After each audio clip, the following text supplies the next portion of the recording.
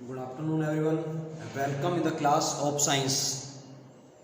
As you know very well, in the last class we were discussing about the chapter number 8, which is motion. Motion is the chapter which belongs to the physics part. And I think in the last class we were discussing about the speed, then distance and displacement. First of all, I would like to tell you the brief discussion of the last class. देखिए कल की class में हमने पहले बात करी थी speed किस तरह से हम आइडेंटिफाई करेंगे, कौन सा वाला फॉर्मूला हम काम में लेंगे। स्पीड के बाद फिर हमने बात की थी डिस्टेंस की, एक बार फटाफट देखिएगा। और डिस्टेंस के बाद हमने फिर बात की थी डिस्प्लेसमेंट। ये तीनों जो टर्म आप यहाँ देख रहे हैं, तीनों टर्म काफी इंपॉर्टेंट मानी जाती है पार्ट फिजिक्स का। तो मैं कोशिश कर रहा हूँ कि जो कॉन्सेप्ट आपको चैप्टर के अकॉर्डिंग मिलने चाहिए वो आप तक पहुंच सके। एक बार वापस आप देखिएगा, speed the total distance travelled by an object in a particular time period. The total distance travelled by an object in a particular time period is known as the speed, और we can say the SI unit of speed is metre per second. Distance upon time then metre पर second. M K system के according इसकी जो SI unit होगी वो metre पर second होगी। Now distance the total length of the path, the total length of the path is known as the distance and the SI unit of distance is metre. while displacement is the minimum distance between the initial point and final point. Minimum distance between the final point and initial point is known as the displacement, and SI unit of displacement is also meter like distance. अब देखिए displacement को दो तरह से count किया जाता है, दो तरह से अपन कैलकुलेट कर सकते हैं। सपोज दैट कोई ऑब्जेक्ट एक लीनियर पाथवे में ट्रेवल कर रहा है, लीनियर पाथवे में ट्रेवल कर रहा है, रिटर्न बैक नहीं हो रहा है। तो ट्रेवल जब लीनियर पाथवे में स्ट्रेट लाइन वे में जब होगा तो उस केस में आपका जो डिस्टेंस है वो इक्वल होगा डिस्प्लेसमेंट के। Distance will be equal to the displacement, यानी यूनिडायरेक्शनल। अगर यूनिडायरेक्शनल मूवमेंट चल रहा है, एक ही डायरेक्शन में अगर कोई ऑब्जेक्ट कंटिन्यूअसली मूव कर रहा है तो उस केस में जितना डिस्टेंस होगा उतना ही डिस्प्लेसमेंट बनेगा। लेकिन अगर कोई ऑब्जेक्ट मान लीजिए रिटर्न बैक हो जाता है और इनिशियल पॉइंट पे आ जाता है, मान लीजिए यहां से चला, इस पॉइंट को हमने माना ए पॉइंट से चला वापस इसी पॉइंट पे अगर आ गया है तो उस केस में आपका डिस्प्लेसमेंट जीरो हो जाएगा। क्योंकि डिस्प्लेसमेंट क्या होगा, minimum distance between the initial point and final point. तो यहाँ पे इनिशियल और फाइनल पॉइंट एक ही पॉइंट पे आ रहे हैं, इसलिए डिस्प्लेसमेंट जीरो माना जाएगा जब कोई ऑब्जेक्ट रिटर्न बैक हो जाता है। एक और चीज हम यहाँ बात करने वाले हैं, इफ एन ऑब्जेक्ट इज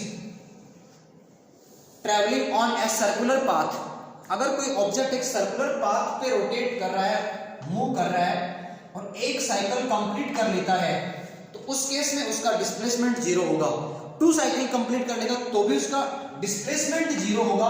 लेकिन हम यहाँ बात करें डिस्टेंस की, the distance will B circumference of the circle which will be 2 pi r।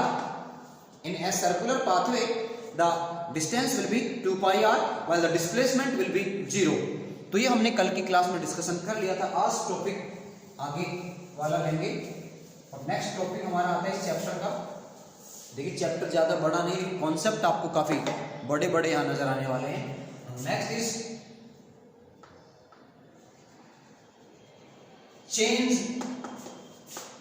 In the speed, change in the speed. और मैं इसी के साथ एक और मैं टर्म आपको बताना चाहूंगा, अभी हम यूज करते हैं वेलोसिटी। देखिए वेलोसिटी एक तरह से स्पीड की तरह से मानी जाती है, लेकिन एक डिफरेंस यहां पे आता है। The distance travelled in a particular direction in a particular time period is known as the velocity. तो देखिए फॉर्मूला क्या बनेगा, सेम वही बनेगा जो आपका स्पीड का होता है। यानी वेलोसिटी में फॉर्मूला क्या बनेगा आपका, distance in a particular direction, distance in a particular direction upon time taken.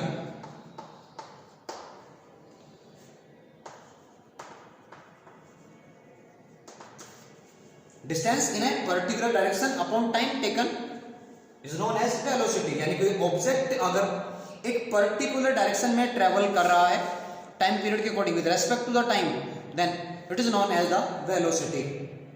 Okay, बात करें ऐसा यूनिट की, वही ऐसा यूनिट यहां बनेगी वेलोसिटी की भी, जो कि आपकी स्पीड की बनती है मीटर पर सेकेंड, यहां पर भी आपकी मीटर पर सेकेंड होगी। Okay, change in the speed और चेंज इन द वेलोसिटी अपन कह सकते हैं। देखिए हम स्पीड में चेंज करने की बात करें, दो इंडिकेशन हम यूज करते हैं अक्सर। यू, देखिए यू का मतलब है इनिशियल वेलोसिटी,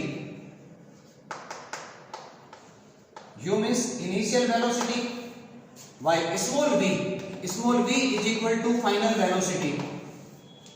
आपको सुनेगा, small U initial velocity, small V is known as the final velocity. अब इसके अकॉर्डिंग अपन चेंज की बात करने वाले हैं। अगर स्पीड में चेंज आता है, वेलोसिटी में चेंज आता है, तो उसका इफेक्ट क्या पड़ेगा, कोई नई क्वांटिटी प्रोड्यूस होगी क्या? तो देखिएगा, अगर स्पीड में चेंज आ रहा है, वेलोसिटी में चेंज अगर आ रहा है, तो उस केस में जो प्रोड्यूस होती है क्वांटिटी, उसको कहा जाता है एक्सीलरेशन। तो देखिए फॉर्मूला क्या बनेगा, acceleration A is equal to V minus U upon T।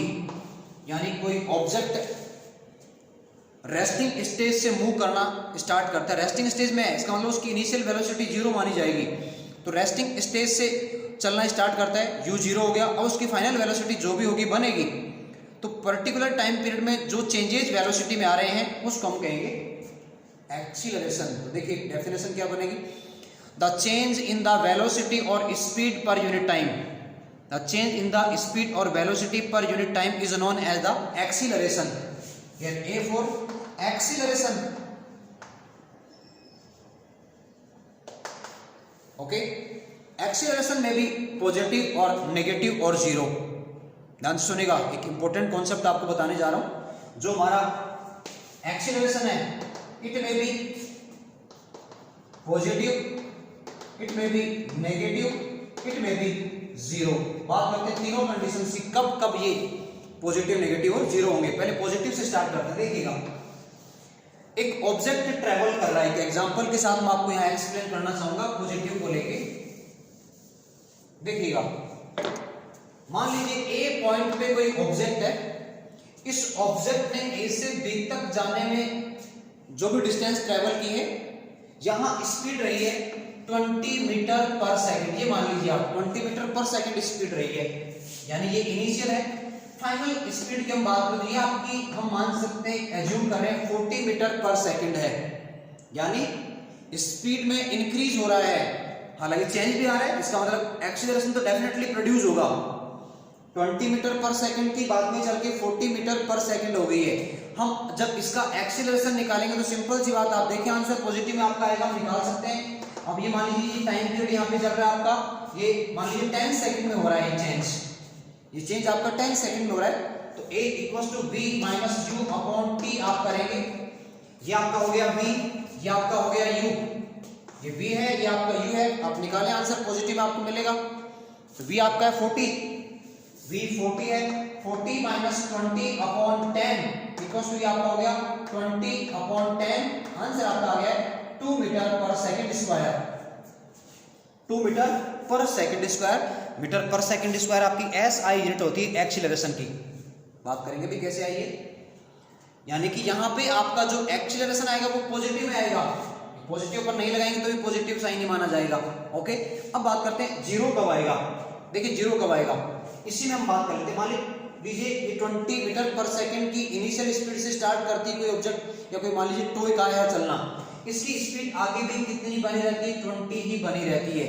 यानी स्पीड में कोई चेंज नहीं आ रहा है, और स्पीड में जब कोई चेंज नहीं आएगा एक्सीलरेशन प्रोड्यूस नहीं होगा, इसका मतलब एक्सीलरेशन जीरो रहेगा।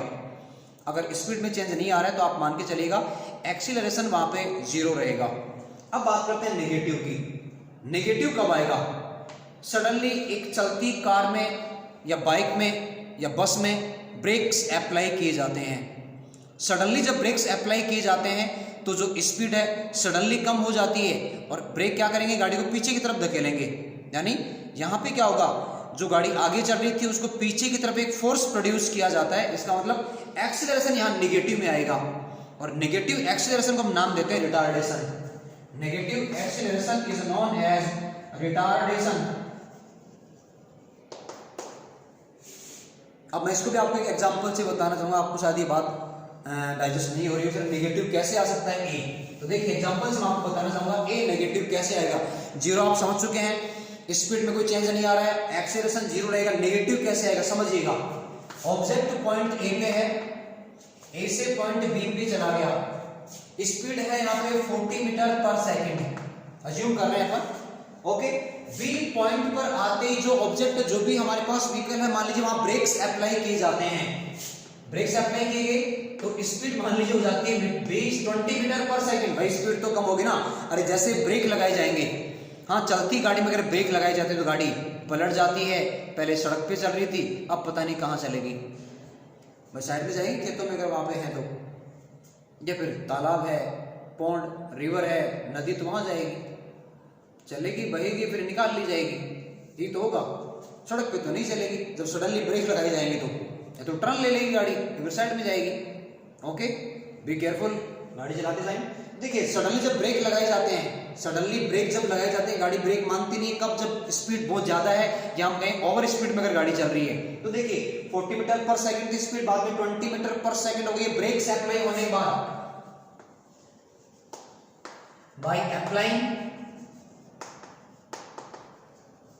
ब्रेक्स अप्लाई किए गए, स्पीड आप खुद समझ सकते हैं स्लो हो जाएगी। अब निकालें इसका ए, आप कैसे निकालेंगे, देखिए ये आपका हो गया v, ये आपका है u, आंसर क्या हमारा v minus u upon t से अपन आंसर निकालिए। मान लीजिए टाइम इसको चेंज करने में लगाया टाइम आपका 10 सेकंड, यहाँ पे 10 सेकंड अपन मान लेते हैं, अज्यूम कर लेते हैं 10 सेकंड का टाइम लगा है, टाइम लग रहा है 10 सेकंड का। वापस देखिएगा 40 मीटर पर सेकंड की स्पीड 20 मीटर पर सेकंड में कन्वर्ट हो गई है ब्रेक लगाने के बाद। हमारे पास फॉर्मूला है a is equal to v minus u upon t। v है फाइनल वेलोसिटी जो 20 हो चुकी है, u इनिशियल वेलोसिटी जो 40 थी, 20 माइनस 40 अपॉन टाइम हमने लिया 10। अब देखिए आप आंसर क्या आएगा आपका, माइनस में आएगा 100%। 20 minus 40 upon 10, answer will minus 20, minus 20 upon 10 is equal to minus 2 metre पर सेकंड स्क्वायर, माइनस 2 मीटर पर second square. Okay, clear? Now we can say acceleration may be positive, negative or zero.